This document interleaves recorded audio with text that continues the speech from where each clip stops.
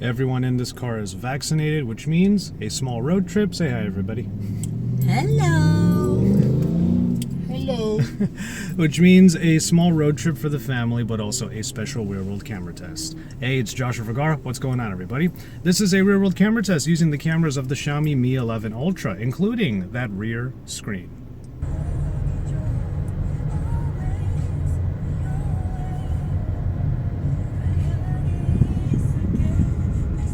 Some things about San Diego never change. There's always traffic in this one area. Alright, we are here with the real-world camera test on the Xiaomi Mi 11 Ultra, a camera package that is one of the most powerful we've seen in a smartphone as of late. Now, because we finally can move out and about, I decided to bring my parents and the phone down to a wonderful spot near San Diego, the Carlsbad Flower Fields. You're going to see a lot of colorful shots coming out of this camera. As always, keep an eye in the corner so you know which cameras I'm using on the Mi 11 Ultra. But before we get started, I have something I wanted to ask all of you. I don't do this very often, but I am going to do some self-promotion right now because I want to ask for all of your help in a competition that I'm a part of. It is with Nakano Knives, where they asked everyone to make fruit sculptures, and the grand prize is, among other things, a trip to Japan. Obviously, I would love to take that trip to Japan, and I would love to do it with Isa, who I haven't seen since January of last year. So obviously, I'm going to ask you to help me out by voting for my fruit sculpture, but I also wanted to sweeten the deal a little bit by trying to give back to all of you. So I'm going to host a giveaway. You only have to do 3 simple things. Head over to the link in the description below and follow the procedure to vote for my fruit sculpture. You'll get an email confirmation of your vote. Hold on to that email. Number 2, head down to the comments section, and no matter what you write in this comment section, you just have to have the word 1UP, that's 1, the number 1, UP, as in the green mushroom in the Super Mario games. Have 1UP in your comment and it will count towards the giveaway. And then finally, number 3, if you do get selected as the winner of the giveaway, you just have to show me that you did vote by showing me the confirmation email. Now, the competition I'm in runs until April 18th, so I'll let the giveaway run until then. You can get your vote in on this video, and I'll give you another opportunity in another video coming out later this week. So you have 2 chances to win, and I will be giving away 2 prizes for 2 winners, a smartphone and a smart wearable, both products that have recently come out. If you do vote for my fruit sculpture, let me just say thank you so much for your support. Don't forget to get into the comment sections down below and have 1UP in your comment, and good luck in the giveaway.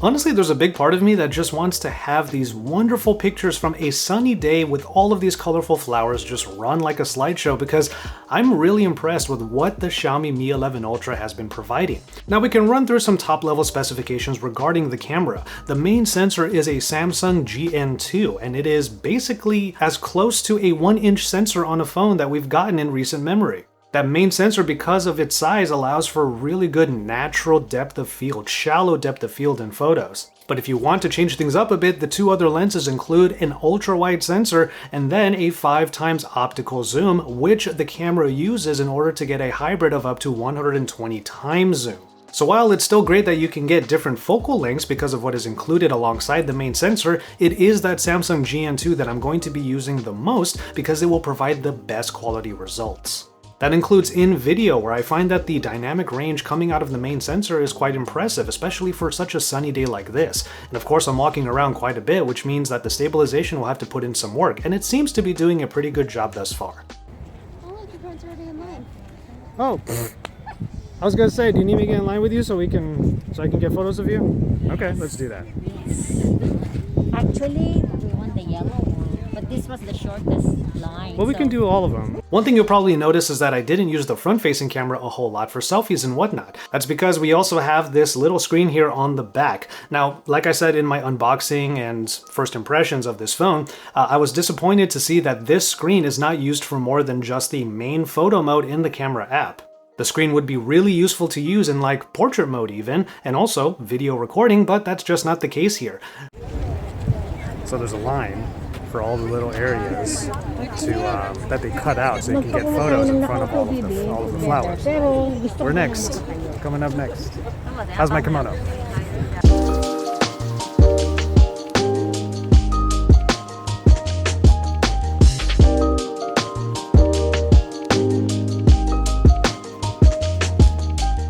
My parents did the smart thing and wore hats on this very sunny day, but it also provided a nice opportunity to test out the dynamic range. Now you'll see that when I go from the main sensor, which has pretty great dynamic range, to the ultra-wide camera, well, the shadows that are casted over their faces gets a little bit darker. That's a testament to how different the sensors actually are between the GN2 and the Sony IMX sensor behind the ultra-wide camera. This is a quirk that we have seen in a lot of smartphone cameras, and I just wanted to point it out right now. Coming back to the different focal lengths that are available, I really applaud Xiaomi for prioritizing the most practical ranges of the far zoom. But I chuckled a little bit when I saw the different zoom ranges that you can get by hitting the 1x button. You get the 0.5 times, that's the ultra wide, then 1, then 2, then 5 times, then 10 times, which is pretty much the upper limit of what I would say most people will use when it comes to their zooms. And then the next one is that 120 times. It's almost as if Xiaomi is saying, you know what, have some fun with it if you want. It's the amount of reach that these cameras have which invite users to experiment with their shots. Like for example, getting a lot of stuff in the foreground while having your subject sitting behind it so you can get depth of field in a sort of reverse way. I also applaud the 5x optical zoom for being pretty good quality, as you can see in this video clip where I'm zooming in from 1 to 5, and then when it finally hits 5 and switches to the other sensor, you can see the quality actually increase because it's no longer doing digital zoom.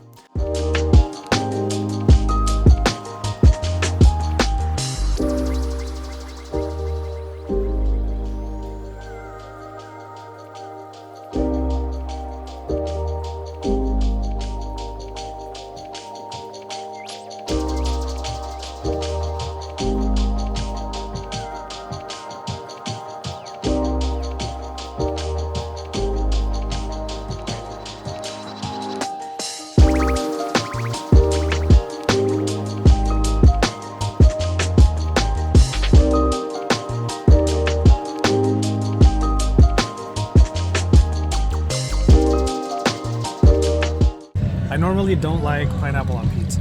I normally don't like pineapple, but I'm gonna try it this time. At least there's bits of bacon, maybe I'll like it this time.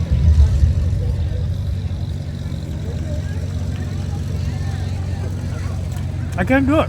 It's really weird. It's weird.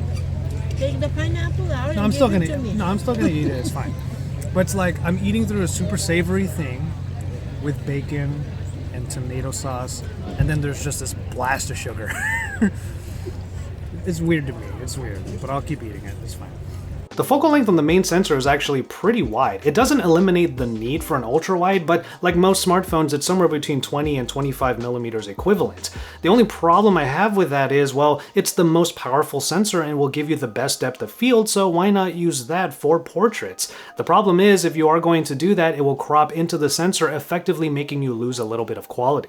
Thankfully, when you take just straight up selfies when using the main sensor, there isn't much distortion, if at all, on the sides. That way your head doesn't look all weird because of that slightly wider angle. Now there is a 50mm mode where you can get a full resolution 50mm shot. I did not do that too often though, because once you get into the 50mm mode, you lose certain features like HDR. And on a super bright and very contrasty day like this day was, it was better for me to have the pixel binning being done along with the HDR capabilities to make sure the dynamic range is as good as possible. Now again, my real-world camera tests are generally like vlogs. I just bring the phone out for the context of my visit to places like the flower fields. I did use the other modes that are in the camera app a little bit, but most of these modes are ones that we've seen in previous Mi devices anyway. The most recent one of them being the movie effects mode, which are not really things that I find practical for the scenario that I'm in right now, which is trying to get some really awesome photos of myself, my folks, and my friend. But I think what the Mi 11 Ultra is proving to us is that you give it the best possible tool, in this case the Samsung GN2, and then you build around it. In this case, you have not just the ultra-wide sensor and the far zooming sensor, but you also get all of the other capabilities that will make this a more fun camera package for those creative endeavors aside from just straight up good photography. And as you've seen throughout this video, the video capturing is also really good, especially from that main sensor, which is great with its dynamic range. I mean, it's been 4K video content throughout unless otherwise stated based upon me using a different extra mode. And of course on the software front, if you want to get creative with your captures, there are so many modes that Xiaomi puts into their camera app. Again, it's about building around one of the best tools we've seen in smartphones so far. You're seeing a couple of those modes in action right now, not only the vlog mode, which I use to show off me making some tea, but also some night shots. The main sensor is pretty great in low light situations already, but you want to head over to that night mode just so you can give it that extra push. Xiaomi did a pretty amazing job with the cameras that are on the Mi 11 Ultra, faltering just a little bit on this potential selfie screen only because, well, I've already said it before, it's a little bit cut at the knees for what it can provide in the camera app. But I think what I wanted to do the most in this real-world camera test is just to use the Samsung GN2 and see what it can provide in an everyday scenario, as far as general photography and videography are concerned, because that's what I generally do in my vlogs for these camera tests anyway. I think this clip I recorded using the Mi 11 Ultra actually sums it up pretty well. Practically speaking, you have a very versatile set of lenses and sensors on here, so you can get really high quality captures, especially for photos. It's for that reason that with all of the photos that I can get with this phone with its HDR capabilities and the great colors and whatnot, I actually haven't been using my main camera here. I actually brought this with me to get some nice portraits and to get some nice shots of my parents and whatnot, but I haven't felt the need to actually use it a whole lot. That's a testament to how good smartphone photography and videography has become, and the Mi 11 Ultra is a good example of that.